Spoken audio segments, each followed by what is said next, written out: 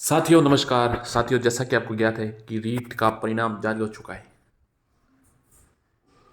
जो प्रथम जिन्होंने फर्स्ट लेवल में प्रथम रैंक प्राप्त किया उनके 148 नंबर है साथियों, सिर्फ 2 नंबर कटे हैं उनके। और सेकंड लेवल में सबसे अधिक अंक लाने वाले अभ्यर्थी के 146 नंबर है, मतलब 4 नंबर कटे हैं साथियों। जिससे ये बात तो तय होगी कि नंबर अच्छे अभ्यर्थियों के बहुत ही ज़्यादा आए, मतलब अच्छे नंबर आए। जो लास्ट ईयर जो फर्स्ट आए थे उनके साथ 138 ऐसे कोई नंबर थे, मतलब अब की बार ज़्यादा नंबर आए हैं साथियों। ये बात तो हो गई साथियों कि परिणाम जारी हो चुका है। अभी कई साथी डिजिटल चेक कर रहे हैं और खोलने की वेबसाइट का प्रयास कर रहे हैं ओपन करने की, परंतु वो ओपन नहीं हो पा रहा है। कंप्यूटर पर वहीं पे ओपन हो रहा है, और कभी कभी आप ज़्यादा प्रयास करते हो तो हो भी जाता है, किसी किसी का कभी कभी हो रहा है, परंतु पूरी तरीके से लिंक काम नहीं कर रहा है। तो आप कुछ समय के लिए इंतजार करें और धीरे धीरे वेबसाइट पर आप धीरे जब प्रयास करते रहे तब अपना आप ओपन होगी एक बार, और फिर वापस आप दूसरी बार प्रयास करेंगे तो नहीं होगी। मतलब कभी कभी हो रही है और कभी कभी नहीं हो रही, इसलिए आप प्रयास करते रहे। इसकी ऑफिशियल है REIT BSCR 21 ORG है .com है, ये इनकी ऑफिशियल वेबसाइट है। आप गूगल पर लिखेंगे तो आ जाएगी। उसमें रोल नंबर और डेट ऑफ बर्थ और मदर का नाम डालेंगे तो रिजल्ट खुल जाएगा। परंतु साथियों काफ़ी समय से वेबसाइट क्रैश हो रही है, मतलब ओपन ही नहीं हो पा रही है, तो आप थोड़ा धैर्य रखें। यदि भी अभ्यर्थी देख रहे हैं, हम भी प्रयास कर रहे हैं, आप अपना अगर अपना चाहे तो अपना रोल नंबर कमेंट बॉक्स में और डाल सकते हैं। हम प्रयास करेंगे आपका रिजल्ट देखने के लिए और आपको अंक जरूर बता देंगे। इसके अतिरिक्त साथियों सबसे महत्वपूर्ण सवाल, क्या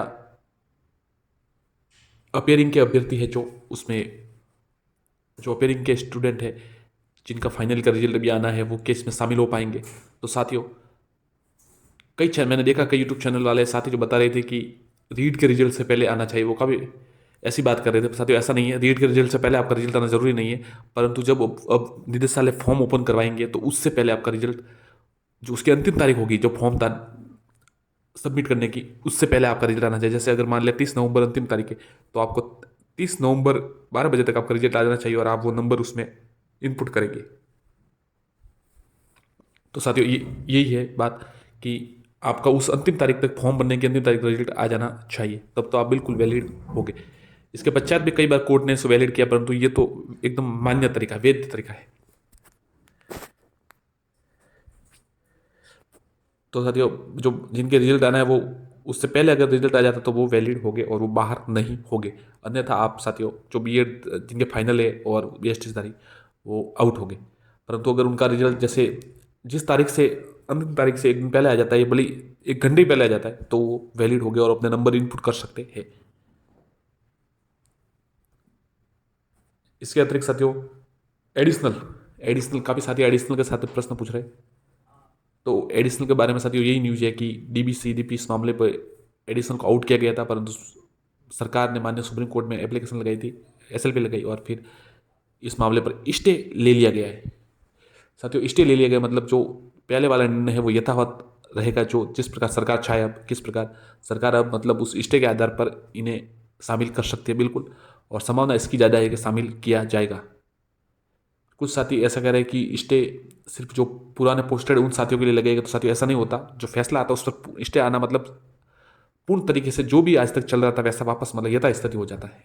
तो इसलिए एडिशनल धारी साथी है उनके लिए अच्छी बात है कि वो इसमें शामिल हो पाएंगे, और इसकी अगली सुनवाई होती है उस पर निर्भर रहेगा क्या होता है सुनवाई में। परंतु अभी तक तो आप कह सकते हैं कि उस फैसले पर स्टे आ चुका है।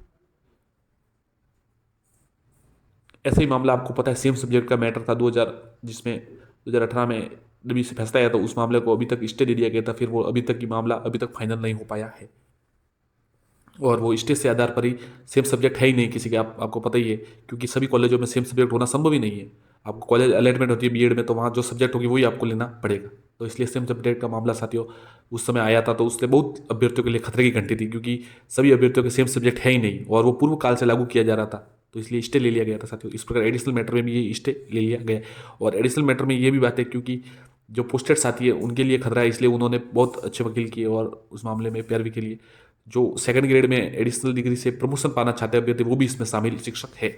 इसलिए साथियों एडिशनल अब तक तो बिल्कुल मान्य है। आप इस मामले में तो ये मतलब आप मंच कर सकते हैं कि जब फॉर्म खोले जाएगा तो आपको एडिशनल से फॉर्म ले लिया जाएगा, आपको फॉर्म भरवाया जाएगा। और हो सकता है अगर अंतिम रिजल्ट ना आए तो आपको उस आधार पर, फैसले के आधार पर ज्वाइनिंग भी दे दे। और अब सब साथियों सबसे महत्वपूर्ण, बोनस। बोनस किन किन सवालों पर मिला है? तो साथियों जैसा भी लग रहा है कि बोनस साथियों, एक तो जहाँ तक हमने अभ्यर्थियों से बात की और पूछा है उनसे किस, तो एक तो साथियों जो हिंदी लेवल 2 में, हिंदी लैंग्वेज 2 में, लैंग्वेज 2 में किंडरगार्टन वाला सवाल था, उसमें शायद बोनस मिला है। एक प्रश्न साथियों जो इंग्लिश के लिए थे, लैंग्वेज 1 इंग्लिश में बाईलिंगुअल वाला प्रश्न था, उस प्रश्न में बोनस जरूर मिला है। इसके अतिरिक्त साथियों हो सकता है जो हिंदी फर्स्ट लैंग्वेज, जिनके हिंदी लैंग्वेज सेकंड जिनके कर्ता कर्म वाला, उसमें भी बोनस मिल सकता है शायद ऐसे, क्योंकि अपने ऐसे अभी से बात की जिनके ऑब्जेक्शन लगाया तो उनके नंबर बड़े हैं इस मामले में। इसके अतिरिक्त शायद गोपाल सिंह खरवा वाले पे हो सकता है साथियों एक बोनस जरूर मिला हो सकता है।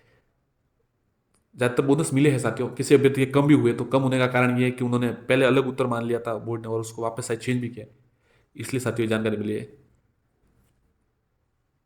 अभ्यर्थियों के नंबर बड़े भी है, जिनके नंबर आंसर की में कम हुए गए थे उनके वापस बड़े हैं, और जिनके बड़े थे उनके वापस कम हो गए, क्योंकि उनके उत्तर अलग अलग माने थे। काफ़ी सवाल जैसे किंडरगार्टन वाला सवाल है तो साथियों उसका उत्तर बिल्कुल अलग था और बोर्ड ने बिल्कुल अलग मान लिया था।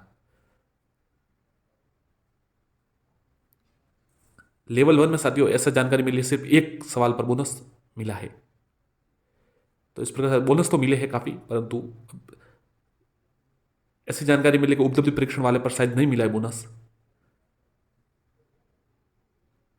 एसएसटी में भी कम ही मिले बोनस सभी में। तो इस प्रकार ये जानकारी मिल रही है। 4 प्रश्न आप देख सकते हैं, एक तो बाईलिंगुअल वाला है, एक कर्ता कर्म वाला है, किंडरगार्टन, एक कुछ सवाल है जिनमें बोनस मिले हैं। जो फाइनल आंसर किया शाम तक आ जाएगी, फिर हम आपको विस्तृत से बताएंगे किस में बोनस कितना मिला है। कट ऑफ साथियों बढ़ेगी, इसकी संभावना इसलिए ज़्यादा है क्योंकि जो 90-10 का रेशियो है उसमें पहले 30% था, जिससे ग्रेजुएशन से उसके 30% जुड़ते थे, जिससे कट ऑफ कम रहती थी, परंतु अब 90-10। और इससे ज़्यादा फायदा उन अभ्यर्थियों को जिनके रीट में अच्छे नंबर आए, ग्रेजुएशन के नंबर परसेंटेज कम जुड़ेगी। तो ये अच्छी बात है साथियों कि 90% रीट के जुड़ेंगे, पहले 70% जुड़े, इससे काफ़ी जिनके रीट में अच्छे नंबर आए थे ग्रेजुएशन में क्या कम हो जाने से पिछड़ जाते थे, परंतु अब की बार और मेरिट इसलिए आ जाते। कट ऑफ पर वीडियो जरूर बनाया जाएगा साथियों, कुछ समय बाद कट ऑफ पर एक वीडियो आएगा और कट ऑफ बढ़ेगी साथियों, बिल्कुल पुरानी जो 2018 की कट ऑफ उससे बढ़ेगी। धन्यवाद साथियों।